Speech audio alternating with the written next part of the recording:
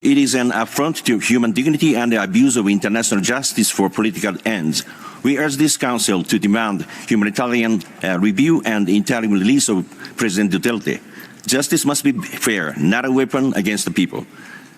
The majority of the Filipino voice will not be silenced and depressed. Yan ang panawagan ni Shunichi Fujiki-san para kay dating Pangulong Rodrigo Duterte. Isa siyang human rights advocate sa United Nations Human Rights Council. Itong March 11 lang ginawa ang nasabing speech sa United Nations Office sa Geneva, Switzerland. Ngunit para sa mga kritiko, fake news o AI-generated lamang ang nasabing video. Maybe they think it won't happen and they don't believe what is going on.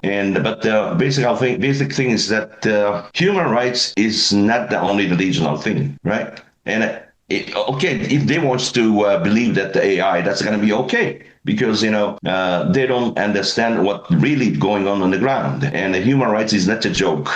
So we are taking it seriously, and if it is serious, we should not use the AI. So I'm just laughing, because there is no other choice for them to say AI. Nasa Geneva, Switzerland, si Fujiki-san na maganapang panayam. Nakakulong naman ngayon si Duterte sa International Criminal Court sa The Hague, Netherlands sa kasong crimes against humanity dahil sa kanyang war on drugs.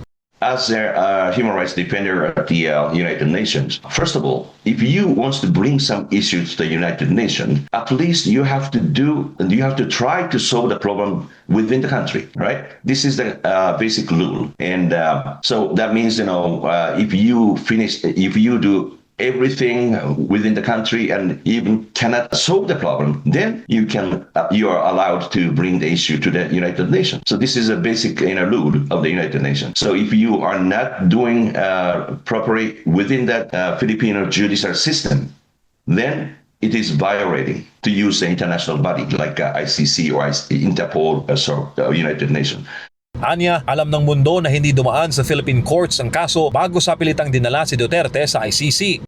I found this problem is not discussed within the Philippines and then directly brought it to the Interpol or ICC. So this is totally injustice, which I cannot accept.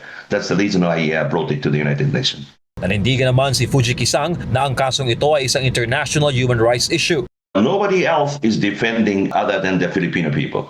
But this is not a domestic issue. This is a totally international issue, and this is a human rights issue. Bilib rin daw si Fujiki-san sa suportang ibinibigay ng mga OFW at ng mayorya ng mga Pilipino kay Duterte. At hindi raw ito mangyayari kung masamang tao ang dating Pangulo gaya ng paratang ng ICC.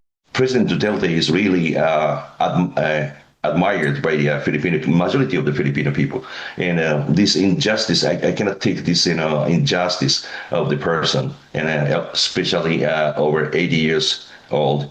He doesn't have a long time anymore, so we need to do something.